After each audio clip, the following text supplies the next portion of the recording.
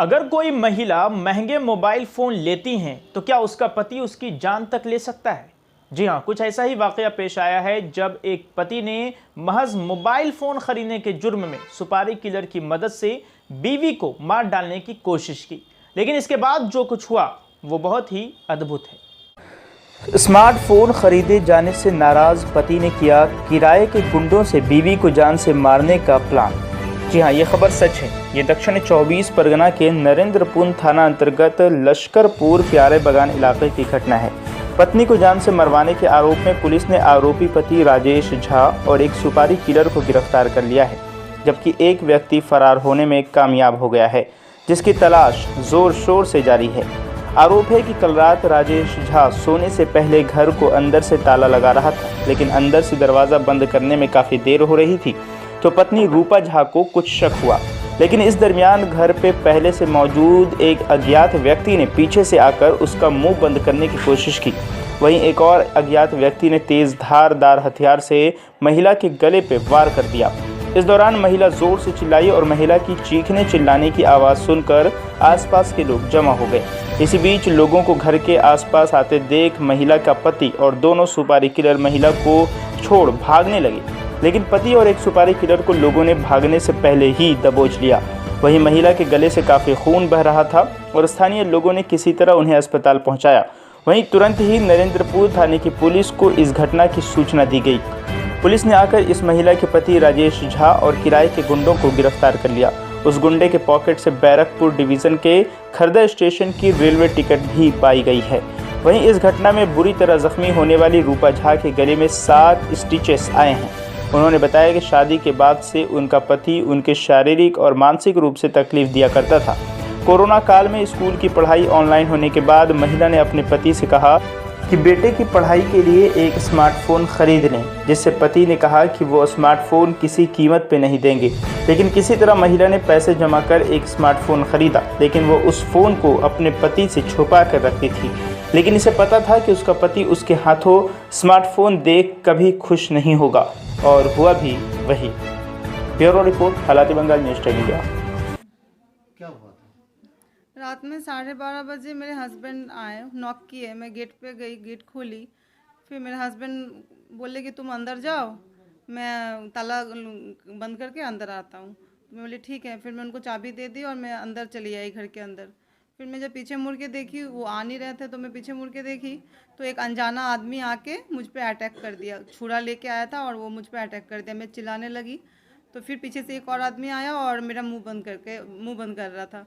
फिर मैं जैसे तैसे फिर हाथापाई होने लगा और वो फिर बेड पे मैं गिर गई और फिर वो लोग मुझे गले में छुरा मार दिया और मैं बहुत चिल्लाने लगी। फिर मैंने उसके हाथ मेरा मुंह बंद कर रहा था तो मैंने उसके हाथ में भी दांत भी काट लिया। फिर हाथ पर बहुत मारने लगी, बहुत चिल्लाने लगी, तो फिर वो छोड़ के मुझे भाग गया। और मेरा हस्बैंड का कोई पता ही नहीं था। वो नॉक किया, मैं खोली और वो 1 मिनट भी नहीं हुआ और वो एक अनजान आदमी दो अनजान आदमी घर में घुस गया और मेरा हस्बैंड लापता हो गया, कहाँ गायब हो गया पता भी नहीं चला मुझे। मैं समझ ही नहीं पाई क्या हुआ मेरे साथ। फिर मैं बाहर आके बहुत चिल्लाने लगी। फिर सब आस पड़ोस के लोग सब आए और फिर उन लोगों ने मुझे हॉस्पिटल पुलिस स्टेशन लेके गए। क्या काम करते थे आपका? मेरे हस्बैंड ऑडिटर हैं, वो ऑडिट करते हैं, हॉटस्पॉट मोबाइल स्टोर का ऑडिट करते हैं वो। क्या प्रॉब्लम क्या हुआ? कुछ प्रॉब्लम नहीं था, ऐसे भी मेरा 13 ईयर्स मेरा शादी का हुआ है। तो उनके साथ रिलेशन शुरू में 2-3 साल तो अच्छा नहीं रहा। बहुत टॉर्चर किए मुझे, बहुत मारपीट मेरे साथ, मेंटली फिजिकली बहुत मेरे को अब्यूज़ भी किए हैं और बहुत टॉर्चर भी किए हैं। लेकिन अभी फिर भी बहुत सुधर गए थे। मैं देख रही थी कि हाँ अब उतना पीछे नहीं पड़ते थे और उतना झगड़ा वगड़ा भी नहीं होता था। लेकिन उनके अंदर क्या चल रहा था ये मुझे नहीं पता। और अभी न्यू ईयर के दिन मेरे पास फ़ोन नहीं था तो मैंने उनसे बहुत कहा कि मुझे एक फ़ोन ख़रीद के दीजिए, तो उन्होंने मुझे दिया नहीं। एटलीस्ट वो बहुत सारा डिमांड ऐसा होता है कि वो पूरा नहीं करते हैं, हम बोलते हैं लेकिन वो नहीं करते। तो वो फ़ोन भी ख़रीद के नहीं दिए। तो मैं बोली ठीक है, आप नहीं ख़रीद के दोगे तो मैं खुद ही ख़रीदूँगी। तो मेरे पास 6000 रुपीज़ था, मैंने सेविंग करके रखा था 6000। मैं 2 बच्चों को ट्यूशन पढ़ाती हूँ तो उससे मुझे पैसा मिला था, तो मैं वो सेव करके रखी थी। तो फिर मैंने वो एक फ़ोन ख़रीदा 1 जनवरी को। कितना बचा है? मेरे 2 बच्चे हैं, एक 11 ईयर्स है और एक 5 ईयर्स की है।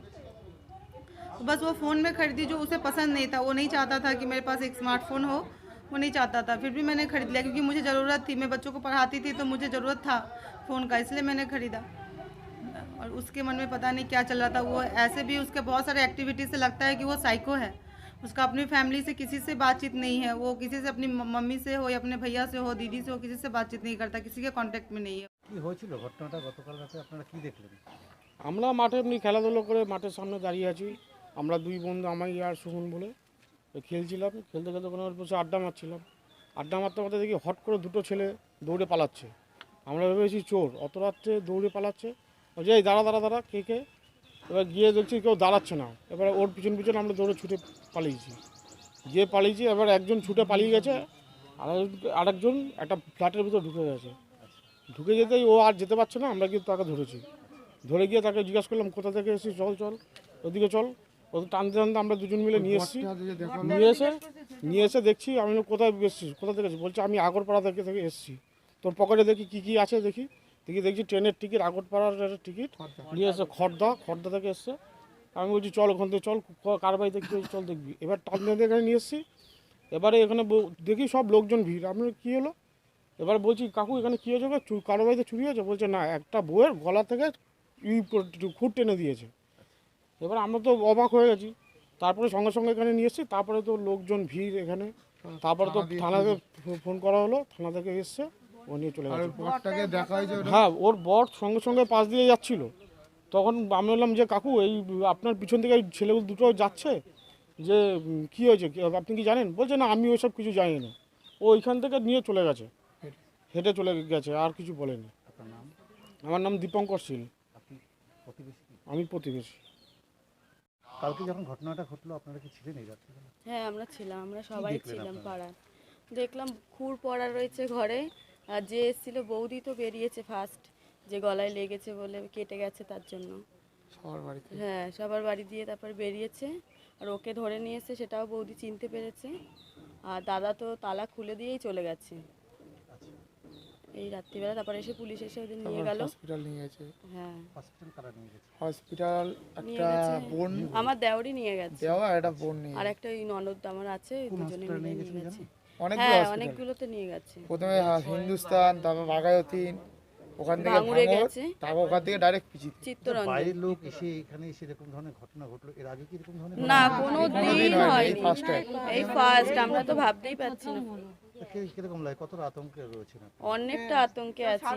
সারা রাত আমরা এমনি ঘুমাই না। আর এখন তো আরো ভয় বেড়ে গেল। এরকম কোনো ছিলই না তার আমাদের মধ্যে এখানে। এই পাঁচিলটা একটু প্রোটেক্ট করতে হবে আমাদের, এখন কি চাইছেন বলুন তো আপনারা? আমরা চাইছি আর বর যেন না বেরোতে পারে, একটু শাস্তি। আর যারা শাস্তি চাইছি। আর যারা তাদেরও শাস্তির দরকার। হ্যাঁ, তাদেরও শাস্তি চাইছি, বরেরও শাস্তি কিন্তু দরকার, বরেরও ওদের শাস্তি দুজনেরও চাইছি। আপনারা কি হয় এখানকার আমরা প্রতিবেশী? প্রতিবেশী। হ্যাঁ, আপনার নাম? আমার নাম পিঙ্কি নন্দী।